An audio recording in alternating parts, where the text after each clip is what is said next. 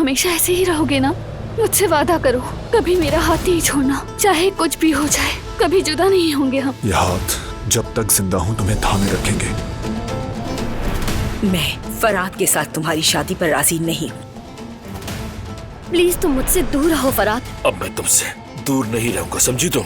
इस बार ये मेरी जिद है गुल। मैं गुल से शादी करना चाहता हूँ, उससे मोहब्बत करता हूँ और अपनी जिंदगी उसी के साथ गुजारना चाहता हूँ। लगता है दिमाग खराब हो गया है तुम्हारा। मैं इस शादी को हरगिज कबूल नहीं करती और ना ही मैं इसकी इजाजत दूंगी। मैं भी नहीं दूंगा। पैसे से तिजारत होती है हसन, शादी नहीं की जाती। अगर तुम भी गुल बेटी के दिल में बसते हो तो तुम दोनों को मिलाने के लिए जो कुछ मेरे बस में होगा मैं जरूर करूंगा। मेरा ऐसा महसूस करना, तुम्हें इतना चाहना कोई तो मतलब है इसका। तुम मेरी बेटी बनोगी दिलान और मैं तुम्हारी माँ। प्लीज बाबा मेरी मदद करें। मेरे असल माँ बाप कौन है और मैं कौन हूँ?